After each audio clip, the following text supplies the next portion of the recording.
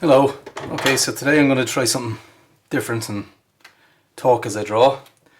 My name is Lee and I am a graphic designer and illustrator from Waterford in Ireland.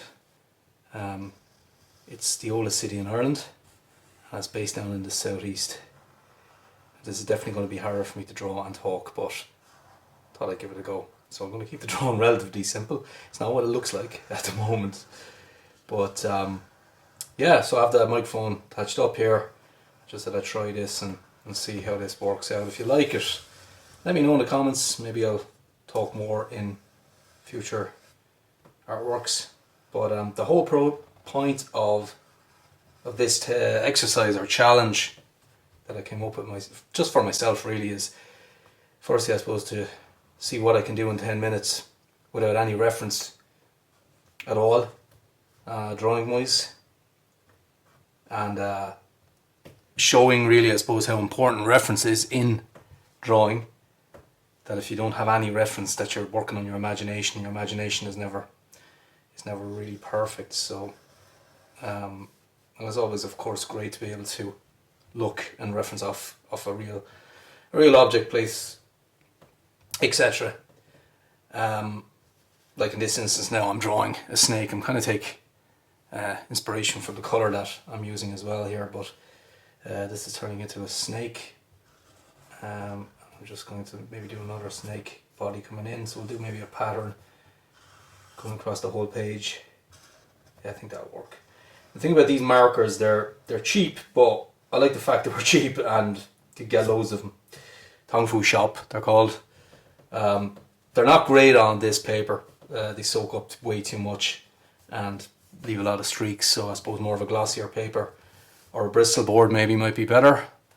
But I don't really, this is just my sketchbook, so I'm not really too worried. Again, it's a 10-minute experiment more than anything else, just to see what I pull out of the bag really when I'm doing these kind of drawings. Yeah, so like I've gone through a good number so far of the colours. I've got a lot left, but looks of it I've got another 50 left, I'd say. Hopefully I can get through all of them. I don't know if these videos are going to be of any use to anybody, but it'll be interesting for me to just look back on and go, Jesus, I actually did that. Why? So yeah, illustration would be my, I won't say speciality, because it's not really, like it's just a branch off of what I do in my day job, but I offer the service in work where needed for things like maps and kind of any bespoke illustration work, maybe icons or things like that. Or, you know, my main focus would be branding. It's kind of like what I do quite often in the job. We do a lot of social media as well, of course, which always comes in handy.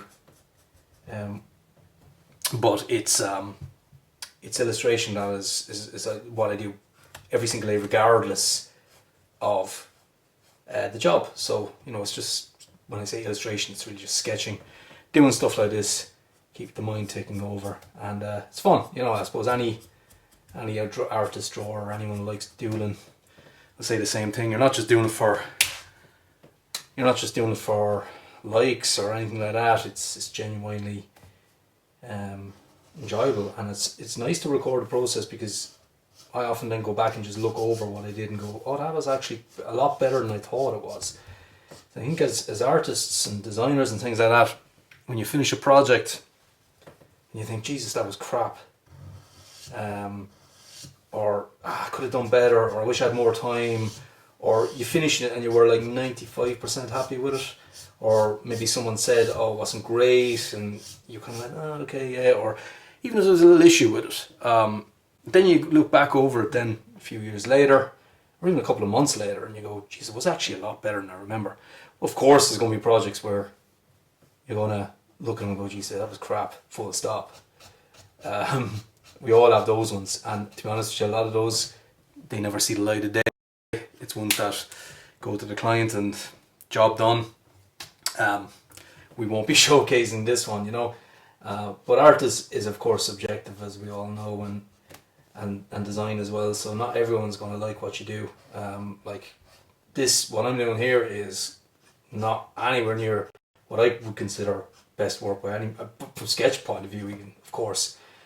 But it's enjoyable. If you like it, you like it. If you don't, you don't. It's comments.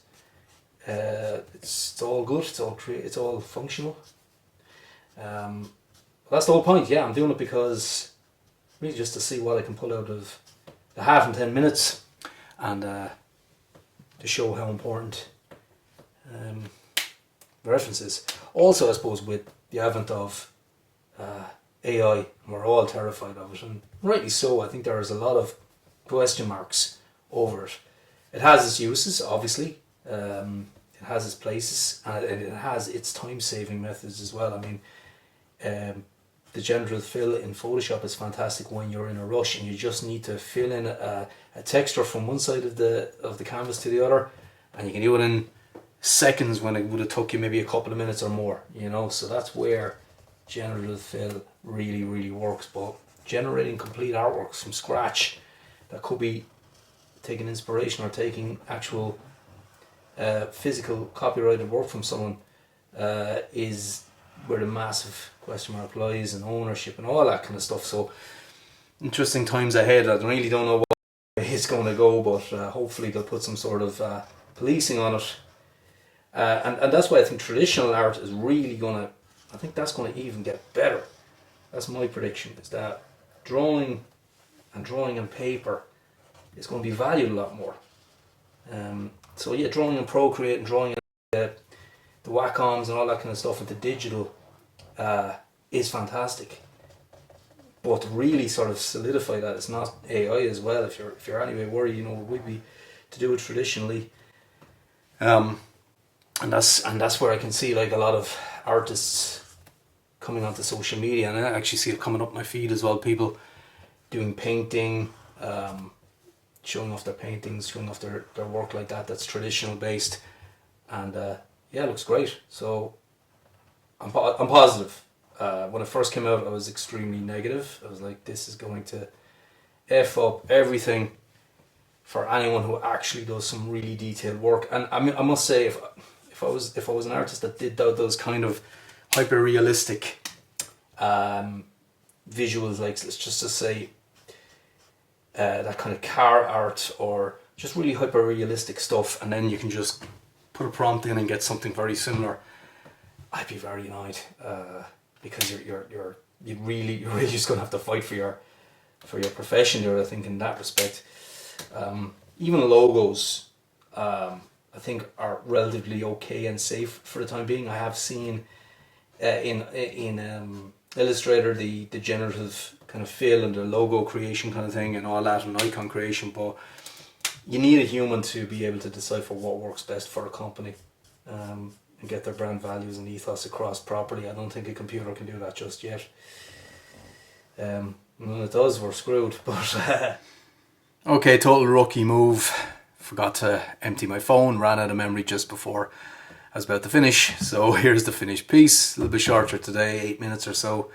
And I cut off mid yapping. So yeah, this is the final piece. Hope you like it. And as I said, if you like me talking during the drawings, drop a comment and let me know. Thanks.